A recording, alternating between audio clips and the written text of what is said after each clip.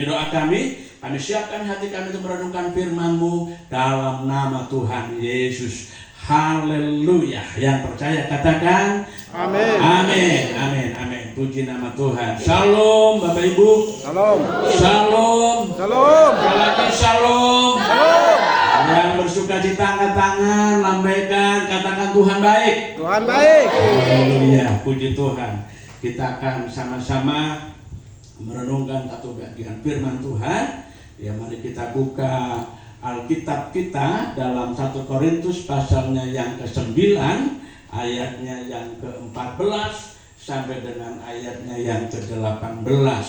Hari ini saya akan berbicara tentang bagaimana kewajiban kita anak-anak Tuhan untuk turut serta dalam pemberitaan Injil, saudara ya.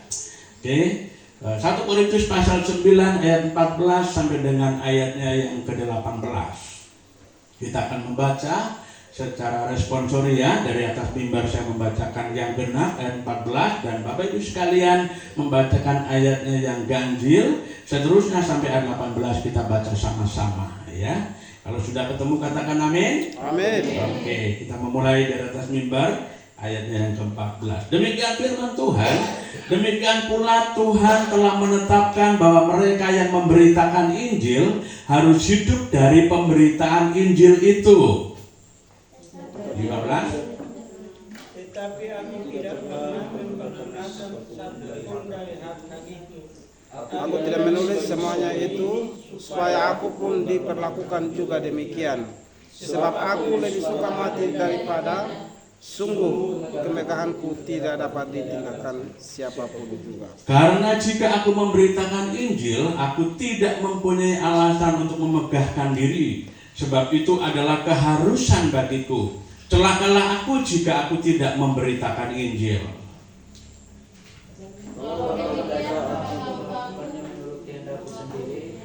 Memang aku berhak menerima upah, tetapi karena aku melakukannya bukan menurut kehendakku sendiri.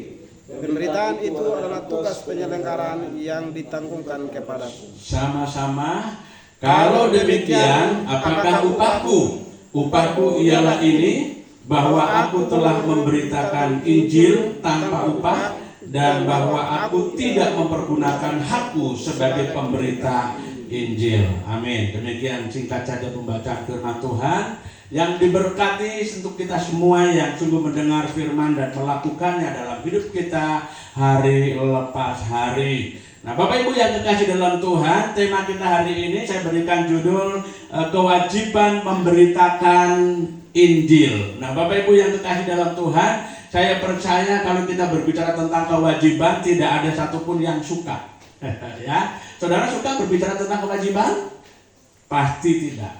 Karena semua orang pada hakikatnya lebih senang berbicara tentang hak daripada kewajiban, gitu ya. Kalau berbicara tentang hak, semua orang berbondong-bondong beramai-ramai dengan cepat-cepat mengatakan iya, gitu ya. Tapi kalau sudah berbicara tentang kewajiban, sesuatu yang harus kita kerjakan dan dampaknya biasanya bukan untuk kita, melainkan untuk orang lain. Sehingga banyak orang yang nggak suka kalau berbicara tentang kewajiban.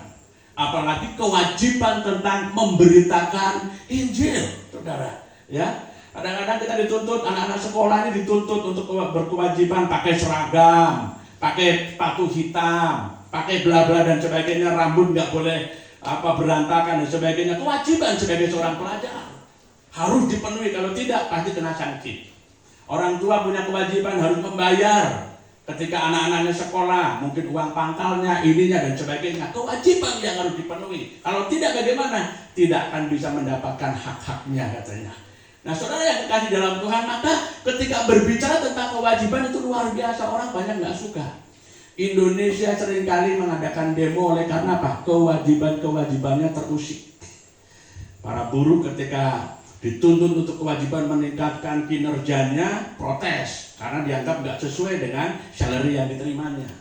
Tapi pada saat undang-undang juga memberangus hak-haknya, juga protes juga, saudara ya. Jadi seringkali ketika berbicara tentang kewajiban nggak suka.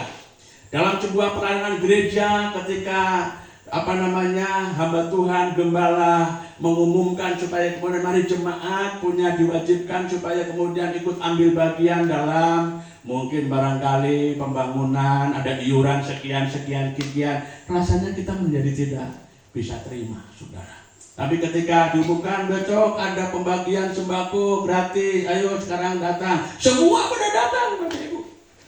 Ya kan? Bukan yang di sini nggak pernah ada pembagian sembako gratis ya. Kalau di sono itu banyak banget itu Bapak Ibu ya. Jadi kalau berbicara tentang kewajiban, banyak orang yang tidak bisa menerima itu. Apalagi ketika ditegaskan kewajiban memberitakan Injil, sekalipun kita adalah orang-orang yang mengklaim percaya sama Tuhan. Saya percaya semua yang hadir hari ini mengklaim saya anak Tuhan, saya percaya Yesus, saya sudah terima Yesus, saya sudah ditebus oleh Yesus. Dan ketika mati saya akan masuk surga bersama-sama dengan Yesus, gitu. Semua mengklaim sebagai anak-anak Tuhan, orang-orang yang betul-betul percaya kepada Allah, bahkan sangat mengasihi Tuhan yang sudah terlebih mengasihi kita. Tapi berbicara tentang kewajiban memberitakan Injil, belum semua orang percaya kemudian menyadarinya, Bapak Ibu. Dan sekali sangat penting sekali bagi kita gereja Tuhan untuk membangun sebuah kesadaran bagaimana kita sebagai orang-orang yang percaya kepada Tuhan ada tanggung jawab yang besar yang Tuhan sesungguhnya sudah taruh dalam hidup kita, dalam hati kita untuk turut serta dalam pemberitaan Injil. Amanat agung Tuhan Yesus Kristus ditaruhkan atau diberikan kepada gereja. Pergilah, jadikanlah semua bangsamu muridku. Dan baptislah mereka dalam nama Bapa, Anak, dan Roh Kudus. Yang disuruh pergi siapa? Gereja, anak-anak Tuhan, orang-orang percaya. Kalau berbicara tentang gereja kan selalu mengacu pada dua hal. Gereja dalam pengertian organisasi atau gereja dalam pengertian lokal atau universal. Dalam pengertian organisasi, gereja Presbyterian Indonesia Jemaat Bukit Hermon dalam pengertian organisasi. Tapi kalau berbicara tentang universal, gereja dalam pengertian yang am, berarti saudara secara pribadi lepas pribadi. Kita ini dalam hidup sebagai manusia yang percaya pada Tuhan, kita inilah gereja. Allah merindukan supaya setiap kita betul-betul mau terlibat di dalam memberitakan Injil, saudara. Atau mari kita Bapak Ibu, saya ingin mengajak kita semua untuk merenungkan tentang tanggung jawab ini dalam hidup kita, supaya kita bukan hanya menjadi jemaat yang sekedar puas ketika hari Minggu kita bisa hadir duduk di kursi gereja, duduk ongkak-ongkak kaki, angkat pujian, kasih persembahan, habis itu terima doa berkat pulang. Ada banyak anak-anak Tuhan, gereja Tuhan yang cukup puas hanya ketika hari Minggu bisa hadir di kursi gereja. Habis itu pulang, dalam 1 minggu berikutnya dianggap bukan sebuah kewajibannya. Mau ada kebaktian tengah minggu kebaktian keluarga kebaktian kaum wanita apapun itu namanya. Saya hanya cukup hari Minggu datang di kursi gereja. Semua hari-hari mulai Senin, Selasa, Rabu, Kamis, Jumat, Sabtu sibuk dengan urusan untuk kita sendiri. Untuk Tuhan cukup hari Minggu. Betul begitu Bapak Ibu? Ada banyak orang-orang yang belum dalam kesadaran sepenuhnya. Maka gereja Tuhan itu memprihatinkan. Pertumbuhan gereja Tuhan di Indonesia, kalau lihat secara pengertian organisasi, pertumbuhannya dahsyat. Sampai Departemen Agama saja menolak untuk mendirikan gereja baru. Karena apa? Denominasi gereja di Indonesia sudah 360 lebih. Organisasinya, sinodenya itu udah banyak banget gitu ya. Sampai sudah nggak mau lagi menerima kalau cuma sedikit merger aja dah, gitu ya. Itu kebijakan dari Dirjen Bimas Kristen gitu, karena pertumbuhannya sudah terlalu banyak. Tetapi pertumbuhan jiwanya di Indonesia sangat kecil sekali, tidak sebanding dengan pertumbuhan organisasi, saudara. Hari ini beribadah di sini, pagi ada di sini, sore ada di mana, siang ada di mana. Satu orang bisa terdaftar dalam 3 gereja. Minggu pagi ada di sini, kebaktian pulang dapat sembako. Siang pergi lagi di sana, pulang dapat sembako. Sore pulang dapat sembako. Satu hari Minggu bisa 3 kali ibadah dapat 3 sembako. Yang dikejar sembakonya, Bapak Ibu. Yang dikejar sembakonya. Sehingga gereja tidak menjadi sehat karena apa? Belum dalam kesadaran sebenarnya. sebagai orang-orang yang mengklaim percaya sama Tuhan. Nah, Bapak Ibu, saya ingin mengajak kita semua untuk merenungkan tentang kewajiban memberitakan Injil. Bahwa ini bukan cuma sekedar tugas tanggung jawab hamba Tuhan, tapi tanggung jawab kita semua sebagai gereja dalam pengertian universal di dalam Tuhan. Kita renungkan beberapa bagian ya. Klik, coba lihat kita. Nah, ini ada beberapa gambar Bapak Ibu. Perhatikan ya. Ada gambar, ini peristiwa yang terjadi tahun 2024 di NTT. Ya, saya lupa di NTT di Raja Ampat atau di mana ya. Ini terjadi ya. Jadi ada 3 anak nih, yang satu nggak kelihatan sebelah sana, satu bapak tenggelam, kapalnya mengalami insiden begitu, akhirnya tenggelam Bapak Ibu. Ya, dia bergumul rupa menyelamatkan untuk anak-anaknya. Yang dilakukan oleh seorang ayah ketika melihat situasi yang seperti ini, dia berupaya mendahulukan keselamatan anak-anaknya. Mengapa seorang ayah ini berjuang begitu rupa untuk keselamatan anak-anaknya? Karena memang dorongan tanggung jawab dirinya sebagai seorang ayah. Dia nggak mempedulikan keselamatan dirinya, yang penting anakku selamat. Dorongan seperti ini ada di dalam diri setiap orang tua yang dalam situasi-situasi yang kritis bagi anak-anaknya, dia akan berusaha membela mati-matian untuk menyelamatkan anak-anaknya tanpa mempedulikan keselamatan dirinya. Saya yakin Bapak ini berjuang begitu rupa dengan tanpa adanya keterpaksaan, itu tidak ada. Saya yakin dia berjuang mati-matian dan dia tidak memikirkan kondisi keselamatan dirinya. Tapi yang dia pikirkan saat itu adalah keselamatan anak-anaknya. Dan puji Tuhan, ya, saya lihat di berita, diselamatkan. Ada kapal yang datang menyelamatkan. Ya, itu seorang ayah ini dalam situasi kesadaran yang sepenuhnya. Tidak ada sesuatu pun yang mendorong dari luar kemudian menyelamatkan. Enggak, dari dalam dirinya dalam kesadaran akan tugas dan tanggung jawabnya serta kewajibannya untuk menyelamatkan anak-anaknya. Gambar yang kedua, klik, silakan. Ya, ini ada gambar yang kedua yang menarik lagi juga untuk kita renungkan. Ada petugas pemadam kebakaran yang sedang berjuang untuk memadamkan satu gedung yang terbakar. Lalu dia berupaya untuk menyelamatkan seorang bayi ya. Ya, ada bayi yang dia berupaya untuk menyelamatkannya. Saudara, apa yang dilakukan oleh seorang pemadam kebakaran ini, apakah ini sebuah keterpaksaan? Jadi saya yakin juga ini sebuah panggilan. Dia mendedikasikan dirinya untuk kemudian menjadi petugas pemadam kebakaran dengan berbagai resiko yang dia sudah sangat sadari itu. Dia berjuang mati-matian bukan hanya memadamkan api, tapi menyelamatkan para korban yang sedang terbelenggu oleh api. Taruhannya apa? Hidupnya, nyawanya sendiri. Tapi dia dengan kesadaran penuh, dengan merelakan dirinya untuk melakukan itu sekalipun mempertaruhkan hidupnya sendiri. Demi apa? Keselamatan seorang anak. Nah saudara, ketika melihat situasi seperti ini, saya ingin mengajak kita semua dalam diri kita yang menempatkan situasi seperti seorang ayah tadi dan seperti seorang petugas pemadam kebakaran dalam konteksnya akan kewajiban kita memberitakan Injil, saudara. Seperti seorang petugas pemadaman kebakaran yang berjuang mati-matian untuk menyelamatkan seorang anak dari api kebakaran itu, dengan tanpa adanya unsur keterpaksaan, kekhawatiran, ketakutan akan kondisi dirinya.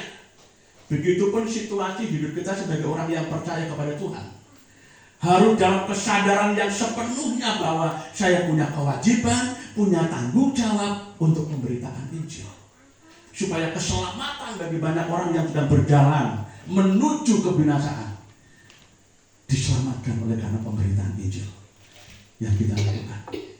Pernah nggak kita terpikirkan di Maritain ada berapa jumlah penduduk? Berapa yang tidak betul-betul di dalam Kristus?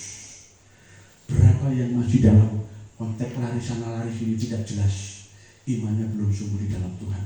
Lalu kita kemudian terbebani di situ untuk kemudian bagaimana supaya saudara-saudara saya yang ada di Maritain ini yang masih belum peduli dengan Tuhan kemudian bisa dibawa, diperkenalkan masuk dalam kesadaran yang sepenuhnya untuk menerima Yesus Kristus karena mendengar kabar baik yang kita beritakan.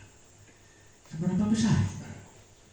Nah, ini yang patut menjadi perenungan bagi kita bersama sebagai orang-orang yang percaya di dalam Tuhan. Dengan gambaran-gambaran seperti ini kiranya mendorong kita semua. Mari kita lihat satu ayat, silakan. Firman Tuhan mengatakan dalam 1 Korintus pasal 9 ayat 16 yang tadi kita baca. Yuk kita baca sama-sama. 1, 2, 3. Karena jika aku memberitakan Injil, aku tidak mempunyai alasan untuk memegahkan diri. Sebab itu adalah keharusan bagiku. Celakalah aku jika aku tidak memberitakan Injil. Mari kita bersama-sama merenungkan satu statement yang disampaikan oleh Rasul Paulus kepada jemaat di Korintus. Statement ini kalau kita lihat sekilas lalu, kita baca sekilas lalu, biasa nggak ada yang menarik buat kita, Bapak Ibu. Tapi kalau kita renungkan di sana betapa ada tugas tanggung jawab yang harus kita lakukan, karena kalau tidak kita lakukan ada konsekuensi yang sangat mengerikan untuk kita. Paulus sampai berkata, celakalah aku jika aku tidak memberitakan Injil. Saudara, saya mau membahas satu persatu di sini dari ayat ini, dari statement ini Bapak Ibu, saya menemukan ada 3 klausa. Klausa itu artinya sebenarnya katakanlah anak kalimat gitu ya. Jadi karena dalam satu statement itu ada beberapa titik kemudian menjadi semacam seperti kalimat tersendiri, tapi sebenarnya satu kesatuan yang nggak bisa dipisahkan. Nah, klausa pertama dikatakan adalah yang disebut sebagai klausa kondisional. Ciri klausa kondisional itu dimulai dengan kata-kata jika titik-titik, maka titik-titik-titik, gitu ya. Maka Firman Tuhan mengatakan begini, jika aku memberitakan Injil, maka aku tidak mempunyai alasan untuk memegahkan diri. Paulus memberikan statement yang sangat luar biasa. Kalau aku memberitakan Injil, tidak ada alasan bagiku untuk memegahkan diri. Saudara yang kekasih dalam Tuhan, statement Rasul Paulus itu dituliskan dengan nada gramatikalnya itu present subjunctive. Dalam bahasa Inggris itu dengan kata-kata present continuous tense. Saudara tahu present continuous tense kan untuk menggambarkan sebuah kegiatan yang sedang dilakukan dan akan terus dilakukan, gitu loh. Bukan hanya sekedar melakukan sesaat atau sekali saja, tidak, tapi suatu kegiatan yang sedang dilakukan dan akan terus-menerus dilakukan. Jadi bukan hanya sifat temporer saja gitu, tapi terus-menerus konsisten dilakukan setiap waktu dalam situasi apapun. Memberitakan Injil bagi setiap anak-anak Tuhan itu adalah suatu kegiatan tanggung jawab yang memang harus dilakukan dalam segala waktu. Timotius mengatakan begini, beritakanlah firman, baik atau tidak baik, waktunya. Kondisi baik atau tidak baik waktunya, setiap orang-orang yang percaya kepada Tuhan punya tugas tanggung jawab untuk beritakan Injil. Jangan kita ingat Injil, ingat firman hanya pada saat kita merasa terberkati oleh Tuhan. Ketika semuanya fine-fine saja, baik-baik saja, nggak ada masalah, semua terpenuhi, kita katakan puji Tuhan, haleluya, Allah itu baik, Yesus luar biasa. Tapi pada saat kita punya pergumulan dan persoalan, kita mulai pikirkan, wah, mundur, lemah, lelah, kemudian mengambil keputusan untuk berhenti, tidak lagi dalam kesetiaan sepenuhnya kepada Allah. Saudaraku, Rasul Paulus menegaskan dan mengingatkan bagi kita. Bahkan Paulus mengatakan, jika aku memberitakan Injil, tidak ada alasan bagiku untuk memegahkan diri. Bahkan ketika kita melakukan pemberitaan Injil, kata Paulus, dan ketika itu dilakukan menjadi gaya hidupnya sepanjang waktu, itu pun juga tetap tidak ada alasan untuk memegahkan diri. Karena kita mudah sekali ya jatuh dalam kesombongan ketika kita sudah ambil bagian dalam pelayanan. Kita merasa sudah menjadi orang yang lebih ketika kita sudah berbuat ini dan itu dalam konteks pelayanan. Apalagi kalau kemudian pelayanannya berkembang begitu rupa, pesat banyak jiwa yang dimenangkan. Ketika khotbah semua orang terkagum-kagum, mudah sekali kita kemudian melambung ke atas, menjadi Spider-Man yang tidak menginjak tanah karena kesombongan kita sendiri. Kita merasa sudah berjasa dalam pelayanan, dalam pemberitaan di ladang Tuhan. Sehingga kemudian kita merasa sudah cukup untuk itu. sudah cukup bersalah sama Tuhan, sudah mati masuk surga, dia kemudian merasa sudah cukup dan tidak mau lagi berbuat ini dan itu lagi. Berapa banyak anak-anak Tuhan, bahkan hamba-hamba Tuhan yang kemudian terjebak dalam zona nyamannya. Dia merasa sudah cukup melakukan segala sesuatunya, sehingga dia kemudian yang dia lakukan, dia hanya ingin menikmati buah pelayanan selama ini. Lalu sudah yang lain yang didorong-dorong, dirinya cukup untuk menikmati berkat-berkat yang ada. Paulus begitu luar biasa, Bapak Ibu. Perjalanan Rasul Paulus kita tahu dia bukan cuma sekali perjalanan, berkali-kali dia keliling Asia Eropa memberitakan Injil. Tapi dia masih bisa berkata, tidak ada alasan bagiku untuk memegahkan diri. Ini mengajarkan kita juga tentang kerendahan hati dalam kesadaran tentang kita. Tadi kita berbicara kepemimpinan yang efektif itu meliputi 3 dimensi. Betul enggak ya? Tadi yang kita belajar itu ada 3 dimensi: kepribadian, kemampuan, dan kedewasaan. Paulus kalau kita cermati, dia sangat memahami 3 dimensi itu, sehingga dia sekali melakukan segala sesuatu yang sudah berdampak bagi banyak orang. Dia sampai mengatakan tidak ada alasan bagiku untuk memegahkan dirinya. Dahsyat luar biasa. Kita sudah sejauh mana memberitakan Injil? Kita sudah seberapa banyak bertekun dalam itu? Apakah kita sudah mulai memungkirinya? Kita sudah mulai menyimpang? Kita sudah mulai mengambil keputusan hanya menuruti keinginan kita sendiri, bukan lagi menuruti keinginan Tuhan. Saudara, sekali lagi ada banyak orang-orang gereja Tuhan yang terjebak dalam situasi yang kemudian melakukan segala sesuatunya hanya berdasarkan kepada program dari kita untuk kita. Bukan lagi dari kita untuk mereka, dari kita untuk kita. Akhirnya dikejar siapa? Kepuasan kita. Yang dilakukan apa? Programnya kita, keinginan kita sendiri. Kepuasan Allah, keinginan Tuhan terabaikan.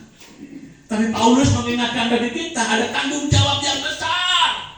Saudara dan saya sebagai orang yang sudah ditebus oleh kuasa darah Yesus, bukan hanya sekedar dipanggil oleh Tuhan untuk kemudian datang hari Minggu beribadah, bersorak-sorai, memuji Allah, menyenangkan Tuhan sepanjang hari itu barangkali.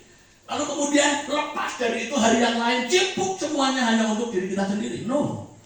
Paul Tuhan menginginkan supaya hidup kita sebagai orang percaya kepada Kristus dalam sepanjang waktu hidup kita harus memuliakan Tuhan. Amin. Harus memuliakan Tuhan.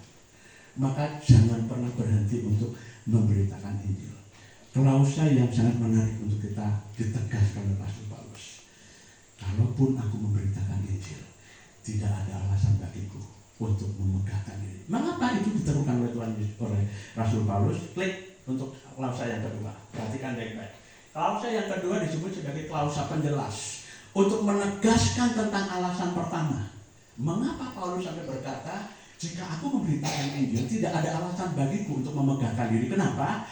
Sebab itu adalah keharusan atau kewajiban bagiku.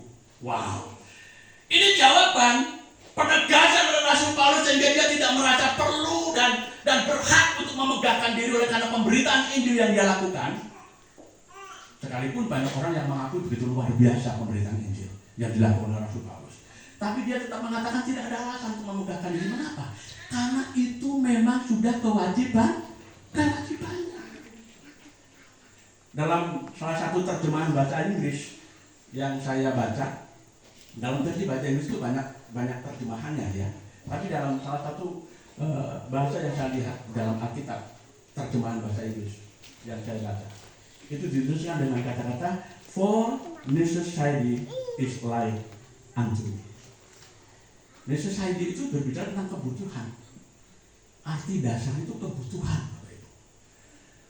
Jadi diterjemahkan bahwa memberitakan Injil itu bukan kewajiban saja, tapi merupakan apa? Kebutuhan, Bapak Ibu. Jadi bisa ditegaskan bahwa Paulus mengingatkan kepada kita semua gereja Tuhan yang hidup di masa modern seperti sekarang ini, memberitakan Injil itu adalah kebutuhan. Saudara tahu kalau yang namanya kebutuhan harus diapain? Harus dipenuhi, Bapak Ibu. Betul kan? Kalau namanya kebutuhan itu harus dipenuhi. Kalau keinginan nggak dipenuhi nggak apa-apa. Kalau saya pengen makan sei babi, itu keinginan bukan kebutuhan. Kalau nggak makan sei babi nggak mati, gitu ya. Keinginan, jadi nggak dipenuhi nggak apa-apa, walaupun kecewa dikit sih. Tapi nggak dipenuhi nggak masalah. Tapi kalau nggak makan, wah itu masalah itu. Saya nggak makan yang kebutuhan pokok. Kebutuhan pokok di Indonesia kan nasi, sedikit lauk lah, ya, dan sebagainya. Entah tempe, entah ayam, entah apa, pokoknya ada lah gitu ya. Kalau kita nggak makan, kira-kira apa yang terjadi? 1 hari nggak makan kita lemas, 2 hari nggak makan makin lemas, 3 hari nggak makan, wah lemas sekali. 1 minggu nggak makan, tepar kita, ya kan? Tepar kita. 1 bulan nggak makan, mati. Gitu. Saudaraku, itu luar biasa. Saya pernah puasa 3 hari 3 malam, makan terakhir hari Minggu siang jam 1, kemudian makan lagi hari Rabu sore jam 5, makan dan minum. Karena saya menghubungi dalam doa pelayanan saya harus kemana, gitu ya. Itu rasanya ketika saya minum pertama, kayak kena silet di sini Bapak Ibu, karena udah kering. 3 hari di puncak lagi kan, darah dingin. Jadi tanpa terasa itu sebenarnya kering gitu loh. Ya kan? Kalau saudara duduk di ruangan yang ber-AC kan resikonya kan Anda akan bisa hidrasi. Kadang-kadang kita merasa tidak butuh minum, tapi sebenarnya tubuh ini butuh gitu, karena hidrasi gitu. Masa kayak makan minum begitu ada air teh hangat gitu, salah tubuh kayak disilet, salah kaget, salah muntah lagi. Teman saya yang sudah berpengalaman baru ingat, maaf saya nggak ingat kan harusnya dihirup dulu.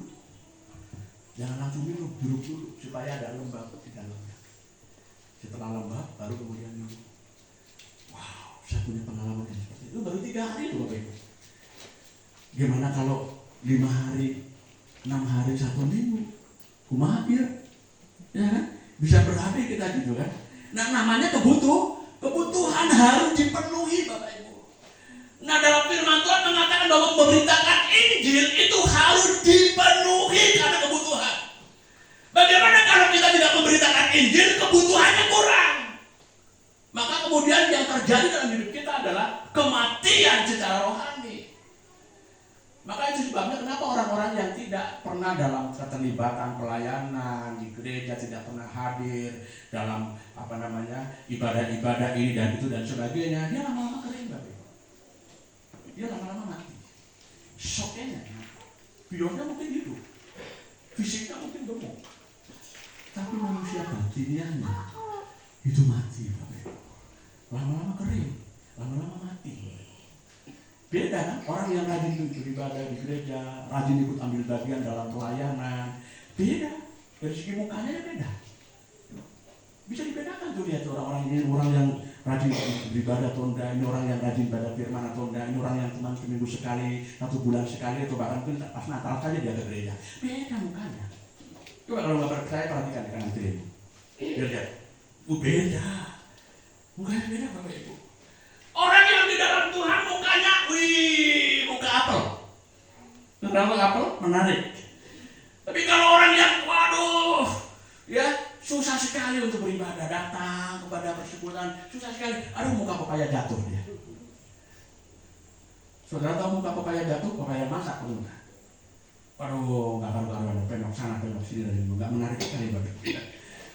Nah, sebabnya Bapak Ibu kita diingatkan di sini, bagaimana sebab itu adalah keharusan, kewajiban bagiku, karena memang itu kebutuhan yang harus saya lakukan, kebutuhan yang harus saya penuhi.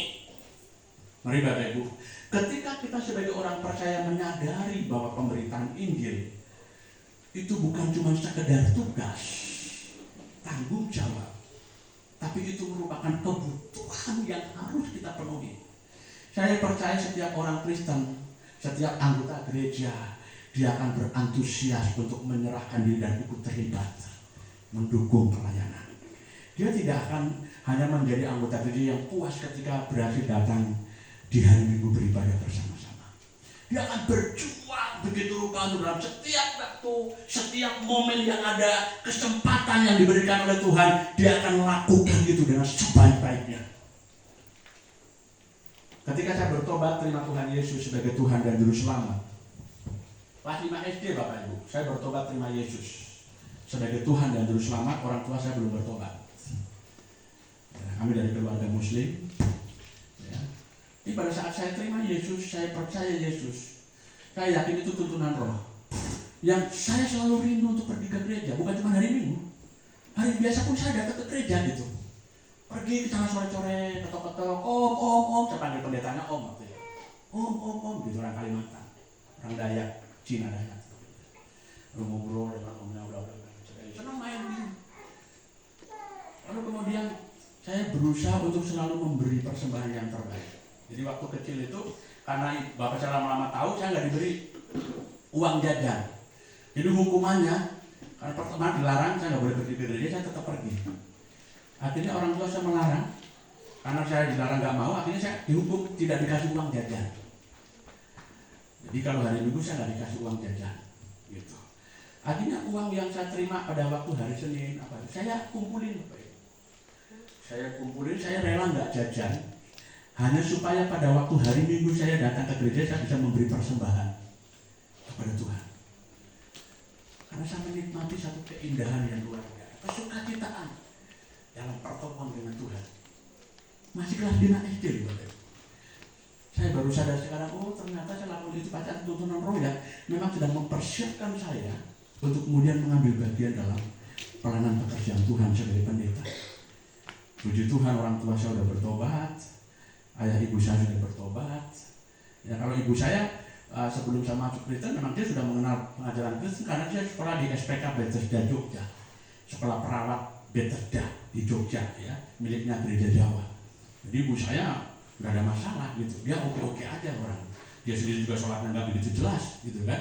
Nyalain kemis begitu kalau lagi inget sholat enggak. Tapi kalau bapak saya kan jebolan pondok pesantren, keluaran pondok pesantren Kebarungan Cilacap, pondok pesantren yang sangat luar biasa. Karena beberapa waktu lalu juga anak buahnya Dr. Ashari, salah satu teroris gitu ya, yang kemudian ditembak mati itu di kampung bapak saya tuh, di pondok pesantren Kebarungan itu, tembak mati.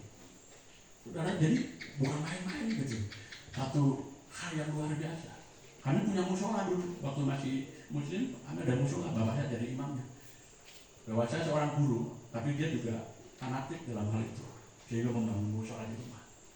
Tapi puji Tuhan luar biasa, Tuhan jamaat, Tuhan pakai saya untuk bertobat duluan kelas 5 SD. 2 tahun kemudian bapak saya bertobat. Saya minta om saya, ibu sekolah minggu. Nah, yang terakhir bapak saya cuma bilang ini, terserah lu mau pergi gereja, kamu mau pergi gereja atau enggak, tapi kalau ada apa-apa dengan kamu jangan salahkan bapak. Dilepaskan begitu saja. Saya tetap pergi. Lalu saya minta supaya om pendeta ini datang ke rumah, supaya orang tua saya bertobat. Datang orang tua saya, Pak pendeta datang ke rumah kunjungan gitu, istilahnya kunjungan gitu ya, gitu kunjungan. Ya, orang Jawa itu kan nggak suka-sukanya dengan orang, dia tetap ngacarain ketika ada tamu. Dia duduk, duduk. Saya ikut duduk di situ, dikasih air putih, nggak dikasih kopi, nggak dikasih teh, karena memang nggak suka. Jadi nggak usah dikasih teh, supaya cepat pulang. Gitu ya. Kalau air dingin kan minum cepat pulang kan gitu. Lalu begitu dikasih teh, silakan minum. Pak pendeta ini bilang sama saya, ayo Gus, kita berdoa. Kita berdoa kita. Bapak saya duduk diam, doakan. Didoakanlah orang tua saya supaya diberkati dalam pekerjaan, diberkati dalam rumah tangga, diberkati dalam kesehatan, dalam seluruh kehidupannya, keluarganya diberkati oleh Tuhan. Bapak saya tertegur di situ, kesentuh hatinya. Saya didoakan, cuma dikasih air putih, didoakan saya gitu.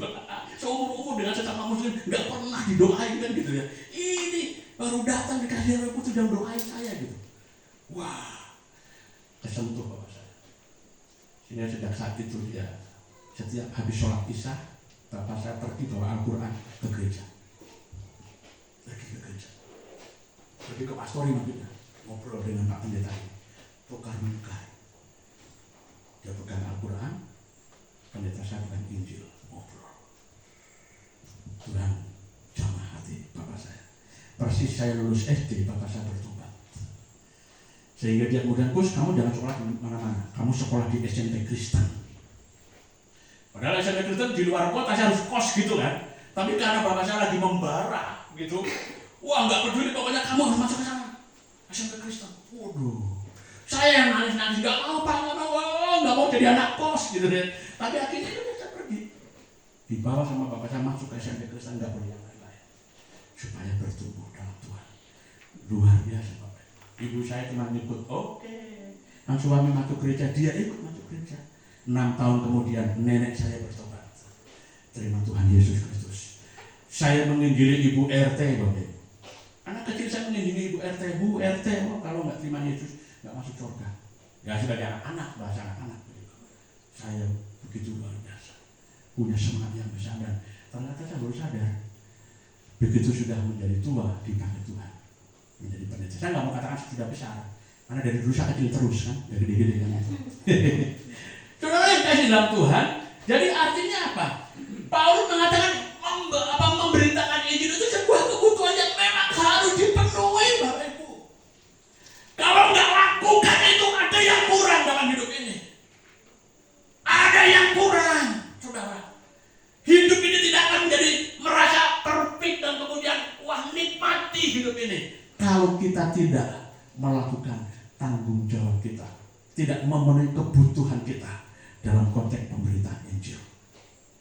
Nah, saudara, Klausa ini memberikan alasan mengapa Paulus tidak bermegah atas pemberitaan Injil, karena itu memang suatu kewajiban, suatu beban yang ditimpakan kepadanya oleh Tuhan, menjadi satu panggilan dari dalam hati. Jadi memberitakan Injil sebenarnya bukan persoalan karena di luar banyak orang yang keleleran sedang menuju kebinasaan, bukan hanya itu gitu. Tapi memang sudah panggilan yang Tuhan sudah taruh dalam hati kita, sehingga bukan lagi faktor X dari luar. Memberitakan Injil karena memang faktor dari dalam kita, inner beauty kita, yang sudah masuk dalam kesadaran bahwa ini sudah kewajibanku, ini tanggung jawabku, ini kebutuhanku. Kalau tidak kulakukan, celakalah aku. Saudaraku, bagaimana hidup kita sekarang atau selama ini? Apakah kita sudah memahami sebagai anak-anak Tuhan untuk turut serta terlibat dalam pemberitaan Injil? Atau selama ini kita hanya pikir itu tanggung jawab pendeta lah, tanggung jawab gembala lah, tanggung jawab pejabat gereja lah, evangelis lah. Saya kan cuma jemaat biasa, ya pokoknya hari Minggu yang penting datang ke gereja beribadah, bla bla bla bla bla itu pula. Selesai sudah. Hari ini Bapak Ibu kita diingatkan, ya. Senang sekali tadi melihat ibu-ibu yang berani menyanyi kesaksian, ya, nyanyi semangat sekali ya. Suaranya suara 1, 2, 3, ya ini luar biasa kan, dahsyat ya. Kesana kemari gitu kan istilahnya kan. Iya, semangat memuji Tuhan kan bagian juga dari pemberitaan Injil. Coba kalau tadi yang mencermati kata-kata dari setiap lagu tadi, menarik sekali itu. Ya, dicermati nggak tadi itu? Isinya apa gitu? Ya, cermati lagunya, nggak usah cermati suaranya. Kalau cermati suaranya jangan, nggak usah. Jangan suaranya yang dilihat atau didengar. Coba cermati titik-titik statement yang disampaikan gitu ya. Pemberitaan Injil juga untuk kita kan, menguatkan kita, meneguhkan kita. Kesaksian, ayo jangan tahan diri lagi untuk bersaksi dalam setiap kesempatan. Jadikan hidup kita sebagai surat yang terbuka, yang orang melihat ada Kristus di dalam hidup kita. Amin. Amin Bapak Ibu. Jadi klausa yang ketiga sekali lagi ya. Klausa yang ketiga di situ dikatakan apa? Mari kita baca sama-sama 1, 2, 3. Celakalah aku jika aku tidak memberitakan Injil. Ya kan?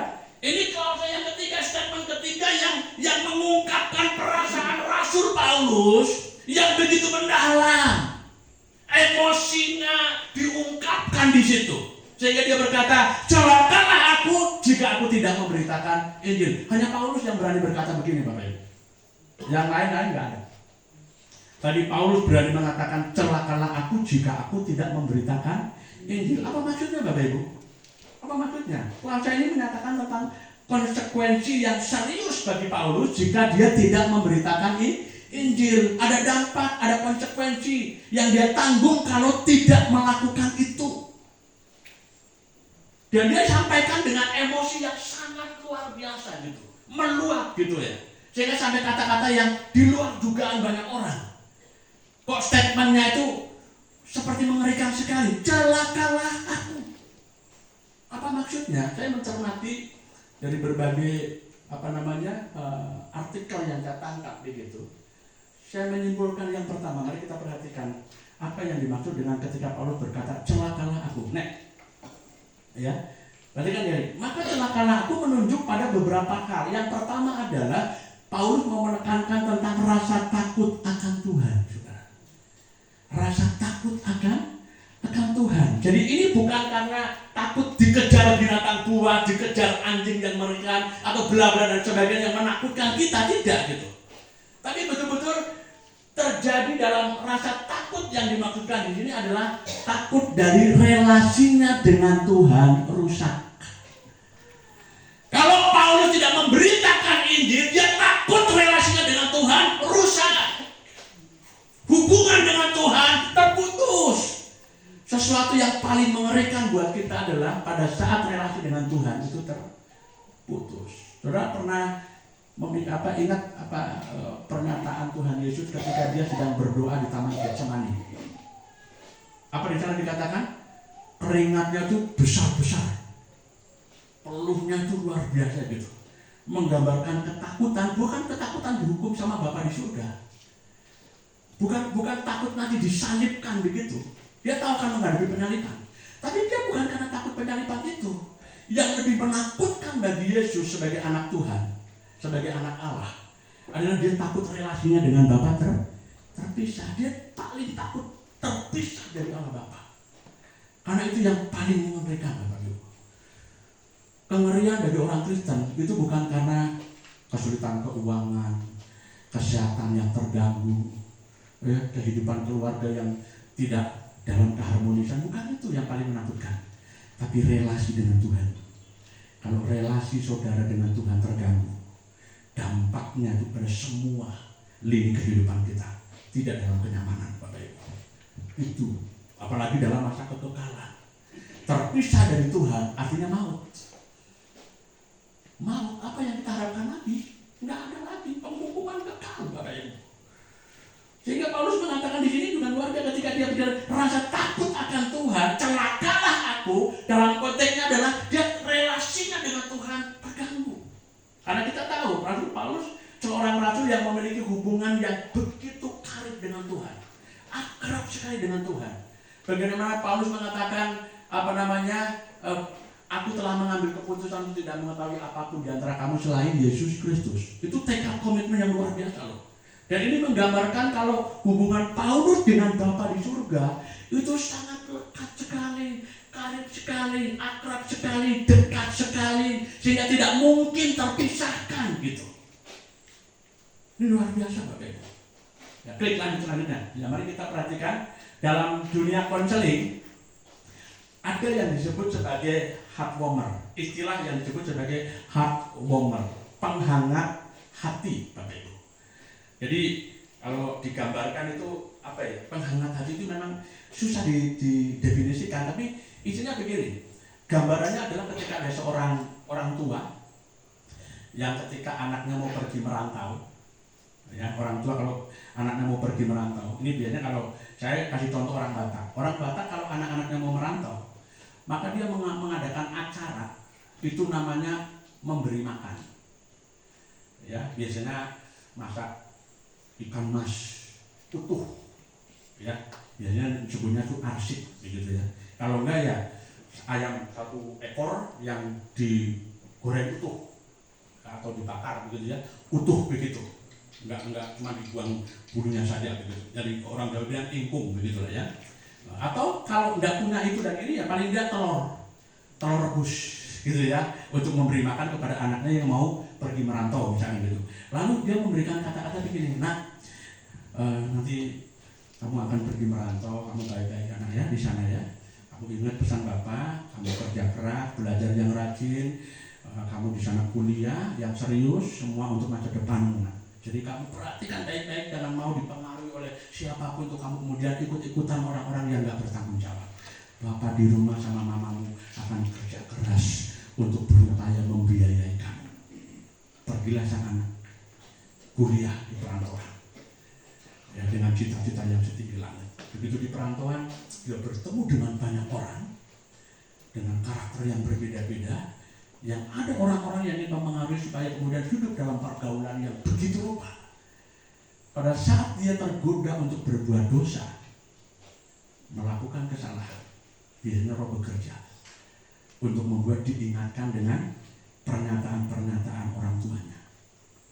Itu akan menjadi hard-formernya dia, yang kemudian walaupun bapak mamanya nggak melihat, tapi karena hubungan yang dekat, ada sesuatu yang tertanam di dalam hati, sehingga dia tidak rela untuk mengkhianati bapaknya. Dia ingat bapaknya sudah kerja keras cari duit untuk membiayai hidupnya, sehingga dia kemudian berjibaku untuk tidak melakukan kesalahan dan tidak mau mengecewakan orang tuanya. Hidup kita itu seperti itu, Bapak Ibu. Ketika kita memiliki hubungan yang dekat dengan Tuhan, kita takut untuk berbuat sesuatu yang mengkhianati Tuhan. Betul enggak? Betul enggak? Kalau kita memiliki hubungan yang dekat, kita rajin beribadah, rajin baca Alkitab, rasanya kalau kita nggak pergi ke gereja, ada apa yang terjadi? Di dalam hati kita itu merasa ada sesuatu yang bersalah gitu loh. Betul enggak? Pernah saudara merasakan secara psikologis Anda merasa bersalah karena nggak pergi ke gereja? Atau saudara jangan-jangan merasa biasa-biasa aja nggak pergi ke gereja? Berbahaya sekali kalau begitu kan. Tapi ada yang saya merasa nggak nyaman banget kalau nggak pergi ke gereja, Bapak Ibu. Nggak nyaman sekali. Untuk sekarang ini kalau saya nggak memberitakan firman Tuhan, ada sesuatu yang kurang, nggak akan menikmati di sukacita. 1 minggu saya nggak khotbah, aduh ada yang gersang gitu, nggak nyaman, Bapak Ibu.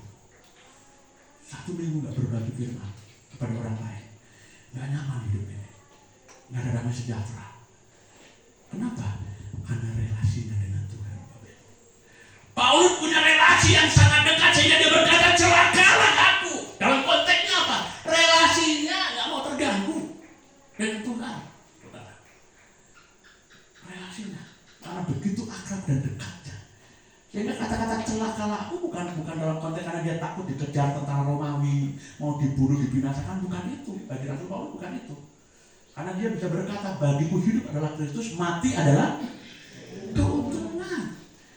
Jadi ini bisa dipastikan Paulus nggak takut sama tentara Romawi, nggak takut menjadi propaganda dengan kacar Romawi, ya kan? Karena mentuhankan Kristus kan sama saja dengan propaganda, melakukan propaganda terhadap kacar Romawi, yang berarti mengingkari penyembahan terhadap kaisar. Saudara, tapi Paulus bukan itu yang dia takutkan. Dia justru takut kalau nggak memberitakan Injil, relasinya dengan Bapa di surga, dengan Tuhan itu terganggu. Mengerikan sekali kalau itu terjadi, Bapak Ibu. Ya, mari Bapak Ibu bangun kesadaran itu di dalam diri kita, supaya kita menjadi pribadi-pribadi umat Tuhan yang sadar akan tugas dan tanggung jawab untuk mendukung pelayanan gereja, ikut serta dalam pelayanan pemberitaan Injil Tuhan Yesus Kristus. Bagian yang terakhir, ya, pengertian daripada kata-kata Paulus celakalah aku itu menunjuk kepada pengertian yang kedua adalah tanggung jawab profetik, Bapak Ibu. Tanggung jawab profetik itu hal-hal yang berkaitan dengan kenabian, perkara-perkara rohani lah, ya. Yang saya tegaskan di situ adalah pemberitaan Injil bukan sekedar tugas, tapi justru kesadaran sebagai identitas kita, yaitu utusan Injil. Paulus menyadari identitas dia, tanggung jawab profetik itu ada bahwa dia adalah hamba Kristus. Makanya kalau kita membaca surat-surat Rasul Paulus kepada jemaat di Korintus, kepada jemaat di Tesalonika, kepada jemaat di Efesus, kepada jemaat di kepada Timotius dan lain sebagainya, dalam surat-surat Rasul Paulus, dia selalu mengatakan dari Rasul Paulus, hamba Yesus Kristus. Dia nggak pernah mengatakan dari Rasul Paulus seorang pengusaha tenda, ya? Padahal dia kan seorang pengusaha, kan? Rasul Paulus pengusaha bukan? Pada zaman itu dia pengusaha tenda, dia jualan tenda, dia jualan tikar, seorang pebisnis loh dia. Tapi dia nggak membanggakan usahanya, dia yang banggakan adalah Kristusnya. Identitas dia bukan sebagai seorang pengusaha, bukan sebagai seorang yang banyak uang, tapi seorang yang menghamba kepada Yesus. Tanggung jawab profetik, kesadaran Paulus sebagai utusan Injil mendorong dia untuk kemudian melakukan tugas pemberitaan Injil sebagai sebuah kebutuhan, sebagai sebuah tanggung jawab, sebagai sebuah kewajiban yang harus dilaksanakan. Jadi celaka laku bukan soal takut karena ancaman dari luar, ya kan? Bukan karena ancaman dari luar yang mengancam kehidupannya, no. Tapi betul-betul dalam kesadaran sebagai utusan Kristus.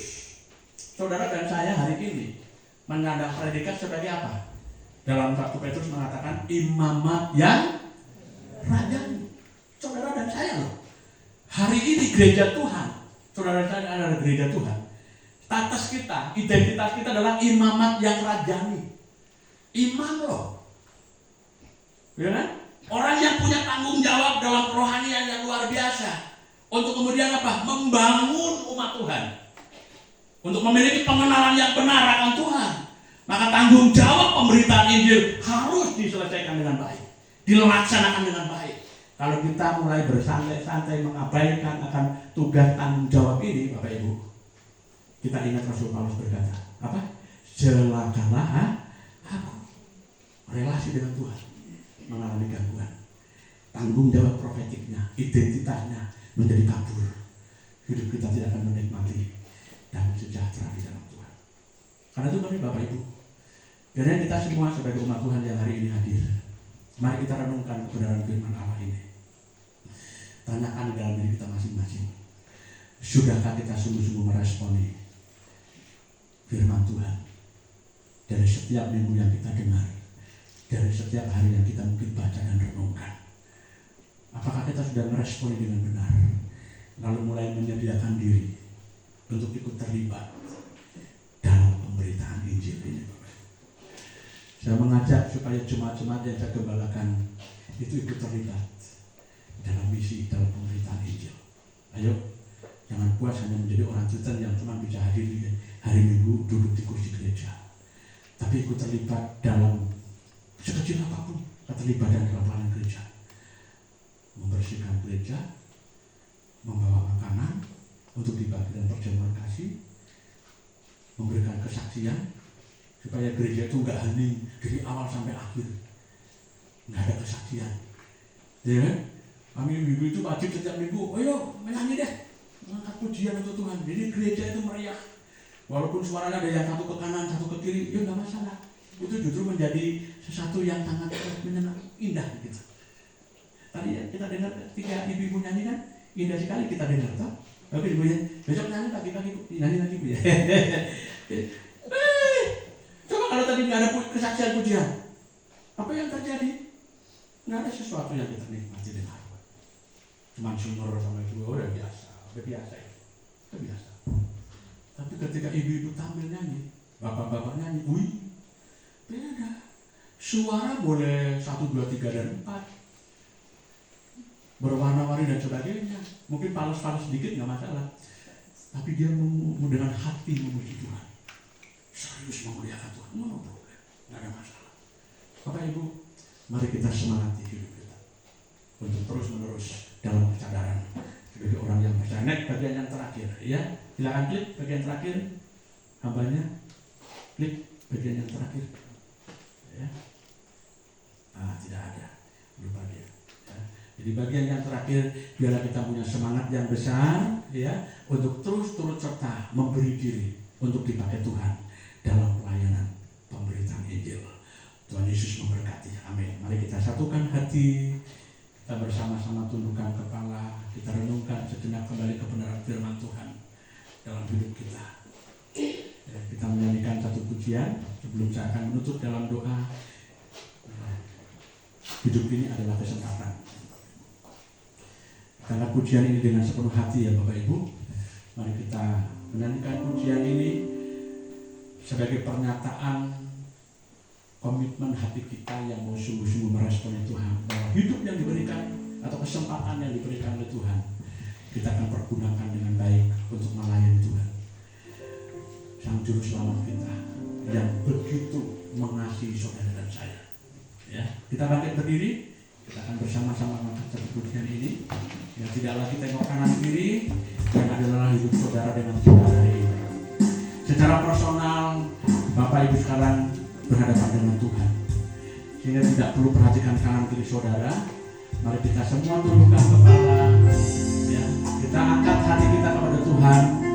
Kita arahkan hati kita sepenuhnya kepada Allah. Kita datang kepada Tuhan. Kita mengangkat pujian ini sebagai pernyataan iman kita dan komitmen kita di hadapan Tuhan.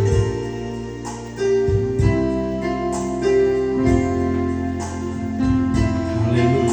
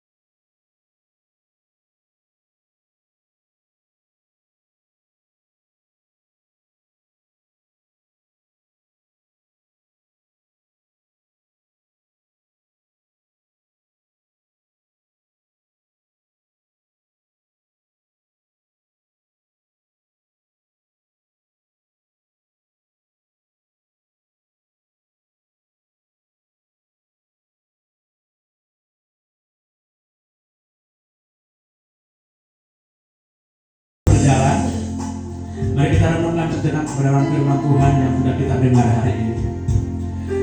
Firman-Nya mengingatkan bagi kita ada tanggung jawab yang Tuhan tahu dalam setiap hati saudara.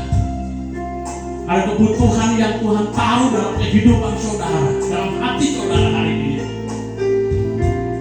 Sadari bahwa Roh Kudus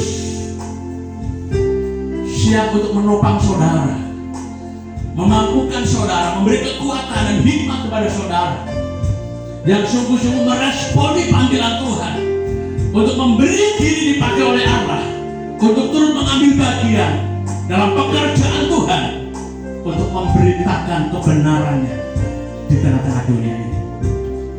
Mari Bapak Ibu, tundukkan kepala, tidak melihat ke kanan dan ke kiri hari ini. Ini kesempatan bagi saudara untuk merenungkan dalam hidup saudara secara pribadi akan panggilan Tuhan hari ini kepada saudara, yang mengingatkan kembali saudara akan kasih-Nya yang besar dan kerinduannya yang besar untuk saudara turut serta mengambil bagian dalam pekerjaannya yang sangat mulia ini. Mari Bapak Ibu, bagi saudara yang mulai dalam kerinduan yang besar hari ini, rindu untuk memberi diri mengambil bagian dalam pelayanan di gereja, yang rindu untuk melayani sebagai guru sekolah minggu, silakan angkat tangan, tetap di tempat, angkat tanganmu, jangan ragu-ragu, responi panggilan Tuhan bagi saudara. Kalau Tuhan menyentuh hati saudara untuk turut mengambil bagian dalam pelayanan sekolah minggu, bagi ibu-ibu kaum muda yang betul-betul punya hati dan rindu untuk melayani dalam pelayanan komisi anak, silakan angkat tanganmu sejenak dari tempatmu berdiri. Jangan tunda lagi, jangan malu, jangan sungkan. Berikan diri yang terbaik untuk kemuliaan Tuhan.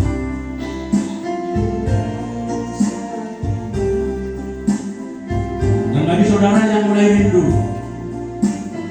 mengambil bagian dalam pelayanan pekerjaan Tuhan di gerejanya, untuk menjadi pendoa di gereja, silakan angkat tangan. Puji Tuhan. Saudara akan menopang dalam kehidupan jemaat melalui doa-doa yang dinaikkan kepada Tuhan. Ada lagi yang rindu untuk menjadi pelayan doa, untuk menjadi pendoa syafaat? Angkat tanganmu. Tuhan melihat hati saudara. Bagi saudara yang rindu untuk melayani Tuhan dengan talenta yang sudah Tuhan nyatakan bagi kehidupan saudara, rindu untuk menjadi melayani Tuhan sepenuh waktu, rindu untuk memberi diri sebagai seorang penatua, seorang majelis di gereja, angkat tanganmu. Jangan ragu-ragu dan jangan malu di hadapan Tuhan. Puji Tuhan. Puji Tuhan. Tetap angkat tanganmu. Hanya dirimu dengan Tuhan. Tidak ada yang lain. Tidak perlu menengok ke kanan ataupun ke kiri, ke belakang, ke depan. Cukup saudara dengan Tuhan. Allah melihat hati saudara. Bagi saudara yang rindu betul-betul untuk melayani sebagai pelayan meja, melayani diakonia, perkara-perkara sosial di gereja, yang rindu untuk memperhatikan kehidupan jemaat Tuhan secara sosial, menjadi pemerhati jemaat, menopang pelayanan di gereja ini, silakan angkat tangan. Puji Tuhan ya. Saya masih memberikan kesempatan bagi Bapak Ibu sekalian yang masih merindukan juga untuk pelayanan sebagai seorang majelis, sebagai seorang penatua, sebagai diaken. Mari Bapak Ibu jangan ragu-ragu, angkat tangan ya. Oke. Tuhan ya. Baik Bapak Ibu, mari yang sudah mengangkat tangan, saya undang untuk maju ke depan, berdiri di depan di altar menghadap ke mimbar. Mari Ibu silakan, gak usah ragu-ragu, gak usah malu-malu. Silakan yang terbeban untuk melayani Tuhan maju ke depan. Ya, silakan yang ragu-ragu Ibu, mari maju, silakan. Ayo, silakan Ibu yang baju putih, silakan Mama maju. Ya, Bapak, puji Tuhan ya, silakan berdiri di depan, kita akan mendoakan. Ya, silakan, maju lagi Bapak di depan saja Bapak. Mari kita semua dengan lebih dalam lagi, kita akan bersama-sama menaikkan pujian ini sebagai komitmen kita kepada Tuhan. Lebih dalam lagi kita akan pujian ini kepada Allah. Dan kalau masih ada di antara saudara yang betul-betul terpanggil hari ini untuk mengambil bagian dalam pelayanan pekerjaan Tuhan di tempat ini, saya memberikan kesempatan bagi saudara untuk maju ke depan. Kita akan bersama-sama berdoa kepada Allah untuk memberikan kekuatan, memberikan hikmat, memberikan karunia kepada saudara, sehingga memampukan saudara untuk melakukan yang terbaik bagi kemuliaan Tuhan. Haleluya, haleluya. Sia-siakan waktu yang Tuhan beri, hidup ini harus jadi berkat. Oh Tuhan, pakailah hidupku selagi aku masih kuat. Bila saatnya nanti ku tak berdaya lagi, hidup ini sudah jadi berkat. Mari kita satukan hati Bapak Ibu yang kekasih dalam Tuhan. Kita akan mendoakan kekasih-kekasih kita yang berdiri di altarnya saat ini, menyatakan dirinya di hadapan Tuhan. Mereka meresponi panggilan Tuhan. Bila Tuhan akan terus menolong mereka, memberi kekuatan, hikmat atas mereka. Mari kita bersama-sama bersatu hati, kita berdoa untuk kekasih-kekasih kita hari ini. Bapa Sorgawi, Bapa yang baik, Bapa yang mengasihi kami, Bapa yang kami kenal dalam nama Tuhan Yesus. Kami sangat bersyukur ya untuk kesempatan yang baik malam hari ini.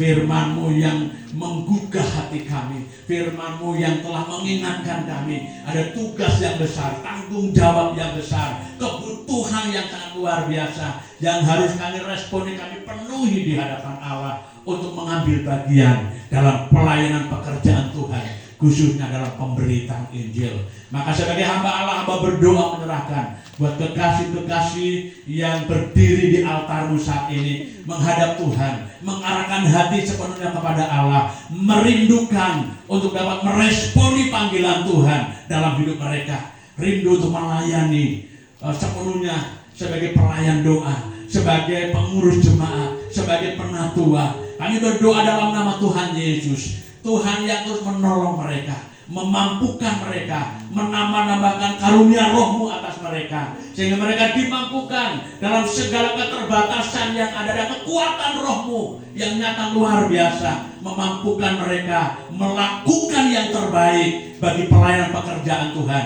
di gereja-Mu di tempat ini.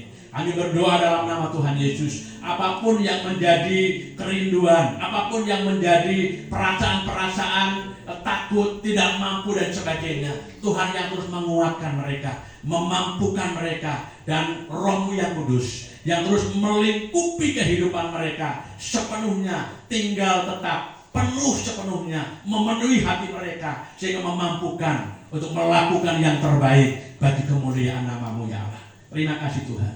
Kami percaya kalau Tuhan yang telah memanggil, tidak ada satupun yang bisa menggagalkannya. Kalau Tuhan yang sudah menetapkan, tidak ada satupun yang bisa menggagalkannya.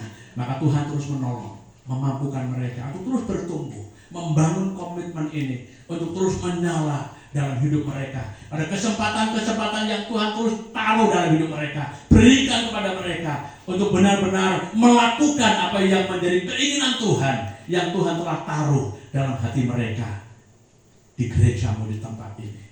Terima kasih ya Allah. Ini doa kami. Kami menyerahkan sepenuhnya ke dalam tangan Tuhan, Engkau menjaga dalam segala kehidupan mereka. Engkau memberkati kehidupan rumah tangga mereka, keluarga mereka diberkati oleh Tuhan, kesehatan mereka diberkati oleh Tuhan. Tambahkan hikmat yang dari surgawi atas mereka, sehingga betul-betul diperlengkapi dengan karunia Roh-Mu untuk melakukan pekerjaan baik yang Tuhan terus nyatakan dalam hidup mereka mulai hari ini dan seterusnya. Terima kasih Bapa, ini doa kami. Kami sungguh mengucap syukur, menyerahkan kekasih-kekasih kami ini ke dalam tangan Tuhan. Bagi saudara-saudara yang tidak maju ke depan, yang mungkin dalam hati mereka juga memiliki kerinduan yang besar, namun mereka masih takut, mereka masih belum memiliki keyakinan yang kuat, mari Bapa, Tuhan juga akan terus menolong mereka, memberkati mereka semua. Pulang dari tempat ini, mereka pulang dengan membawa berkat-berkat surgawi yang terus menguatkan, dan firman-Mu hidup menjadi rema dalam hidup mereka, sehingga perjalanan kehidupan mereka ke depan akan terus berorientasi untuk terus memuliakan Tuhan dalam kapasitas mereka masing-masing. Ini doa kami. Kami mengucap syukur buat kesempatan yang baik hari ini, dan kami menyerahkan kekasih-kekasih kami ini ke dalam tangan Tuhan, dalam nama Tuhan Yesus. Haleluya. Amin.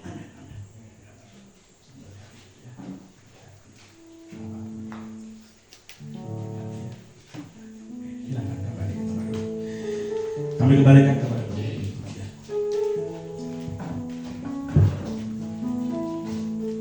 Dipersilakan duduk kembali.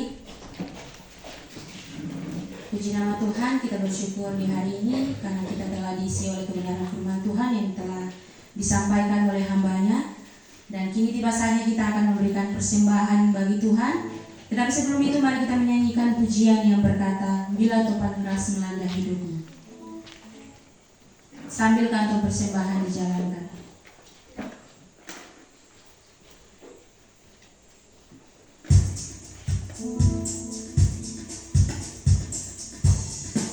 Thank you.